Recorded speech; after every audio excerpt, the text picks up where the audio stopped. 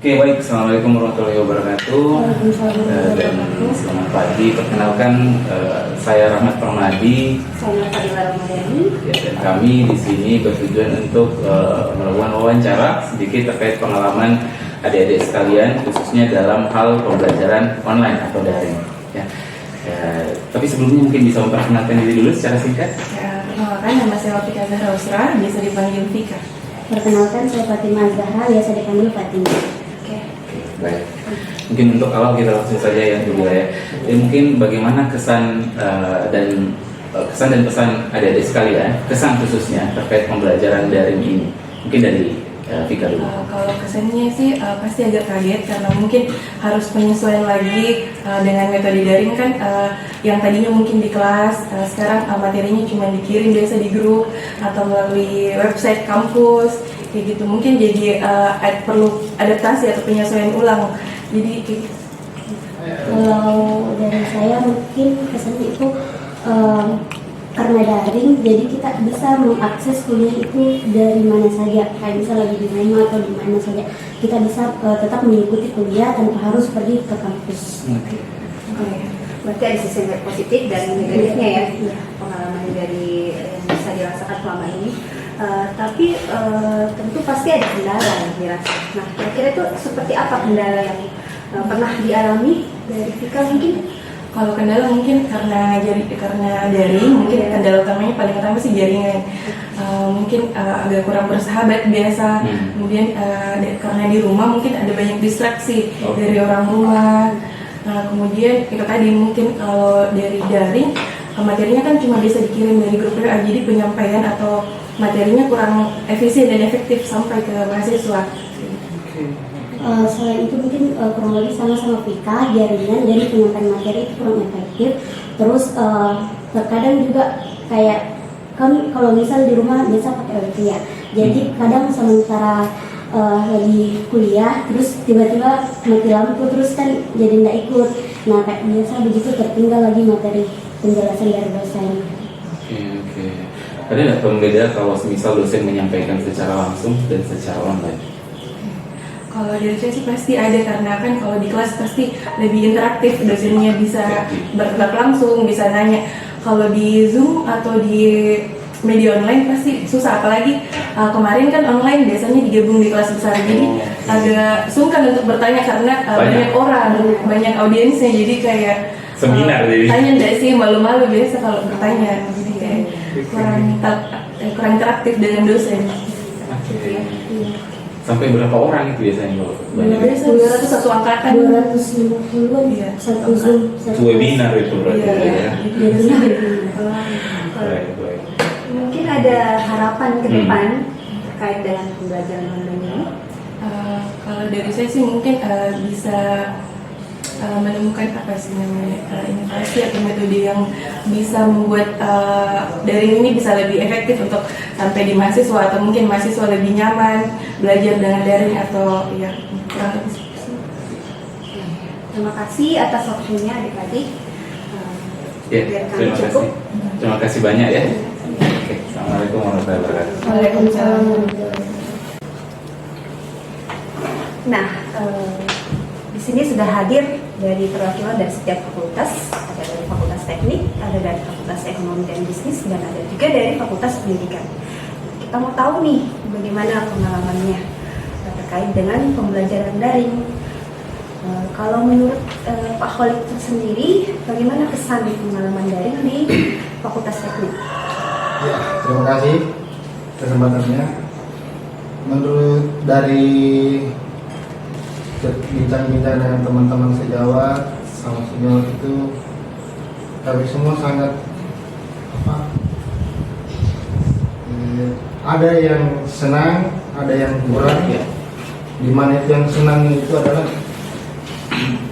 kita mengajar fleksibel.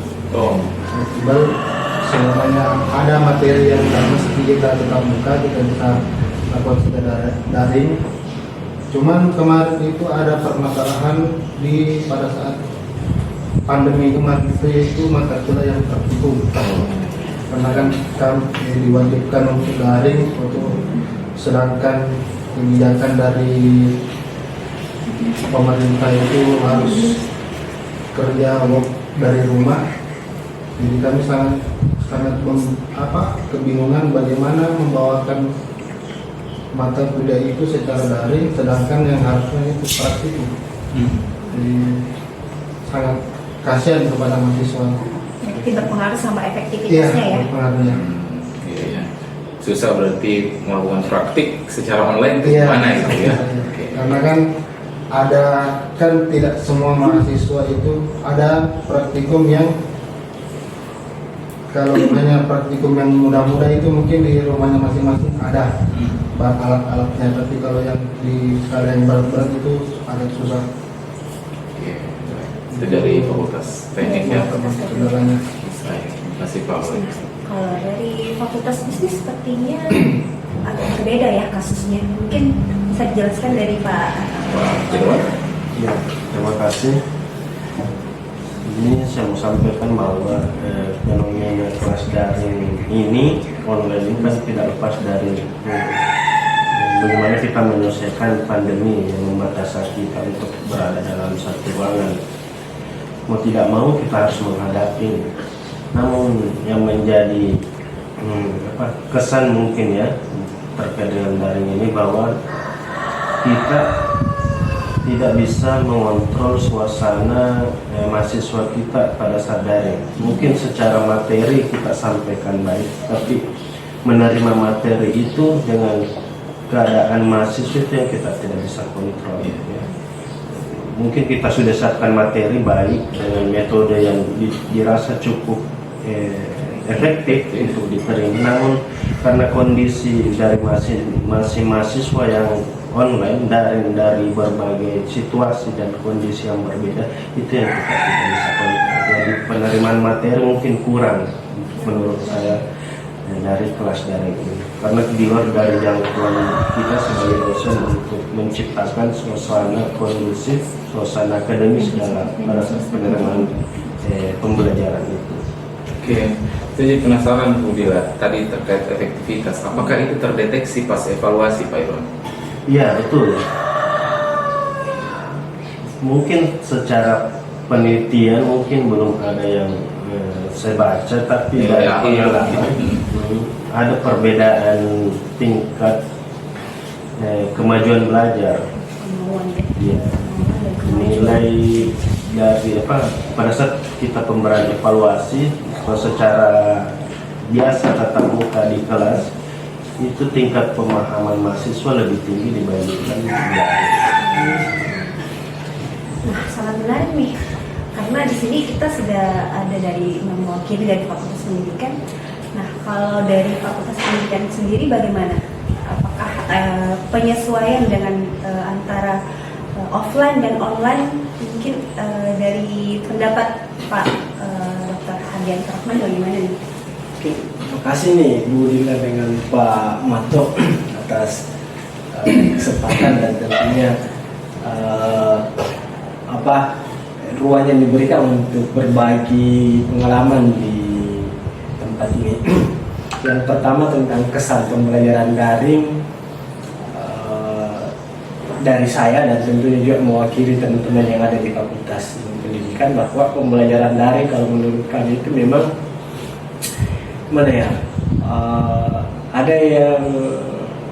ada sesuatu yang hilang, ada yang lost di situ dibandingkan dengan pembelajaran yang offline atau tatap muka.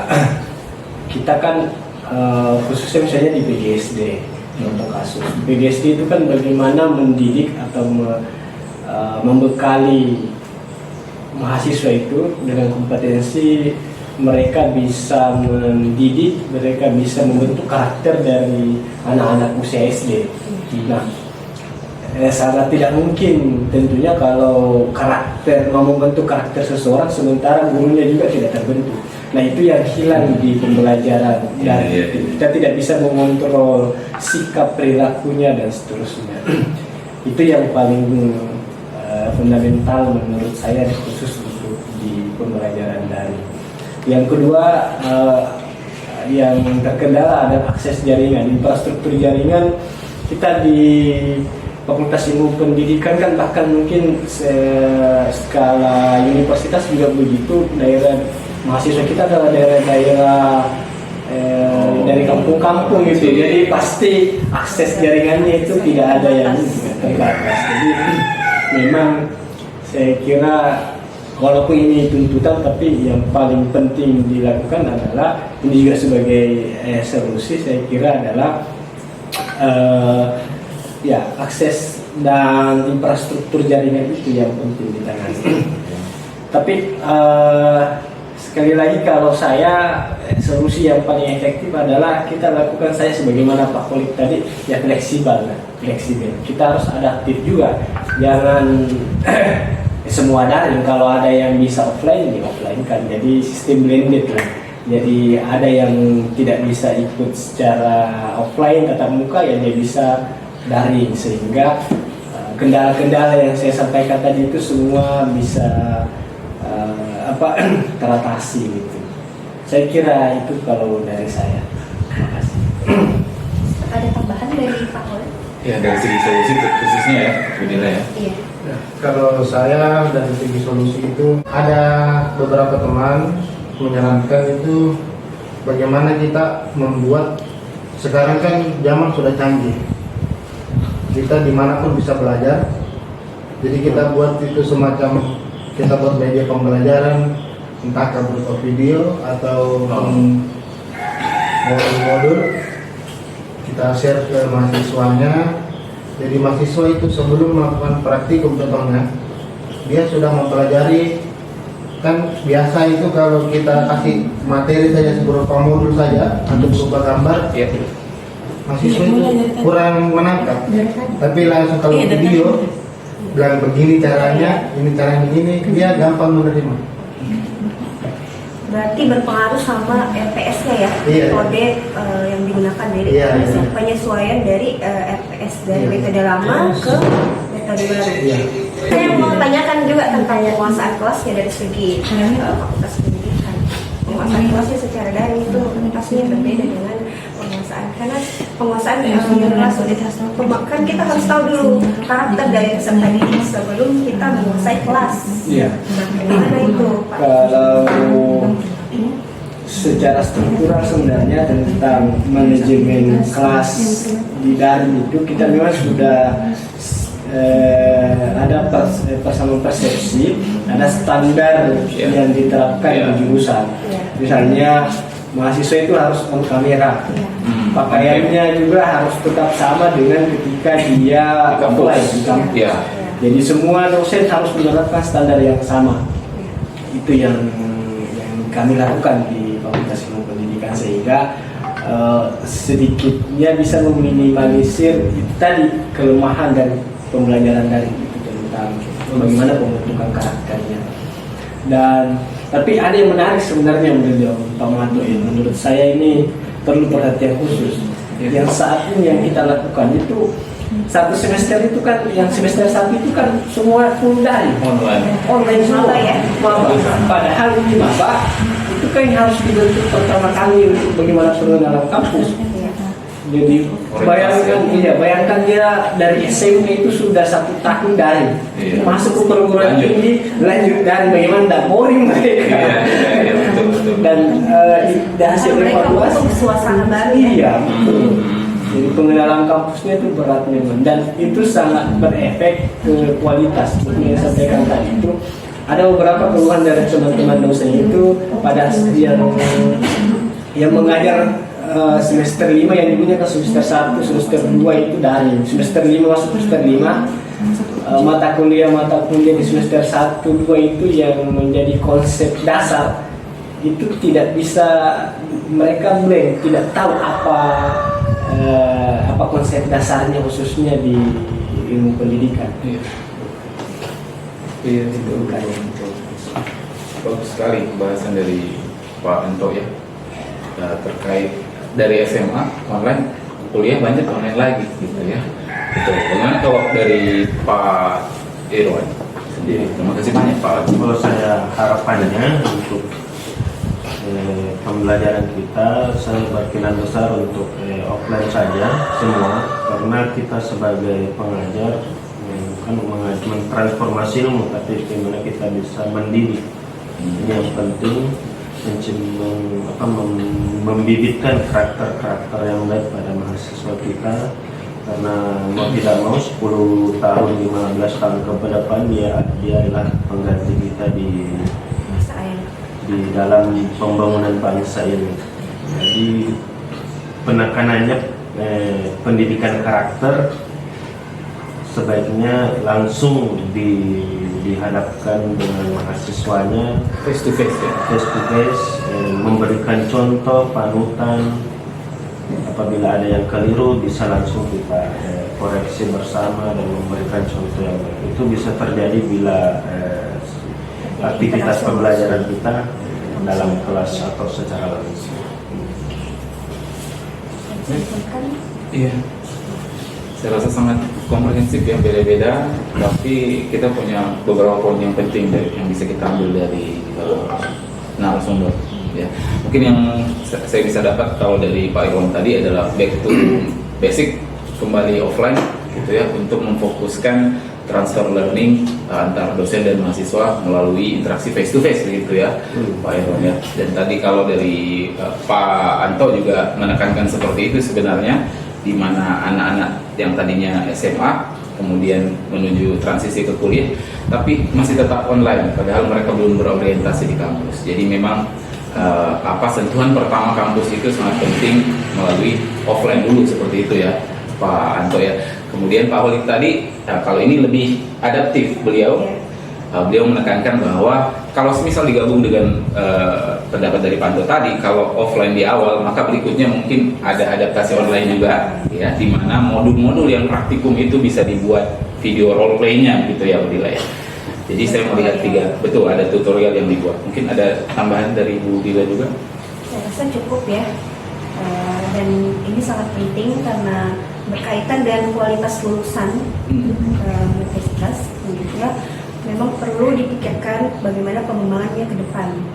Jadi apakah memang masih layak pembelajaran daring atau kita memang masih perlu proses adaptasi dari antara menggabungkan kita blended offline dan online. Saya rasa cukup. Sekian.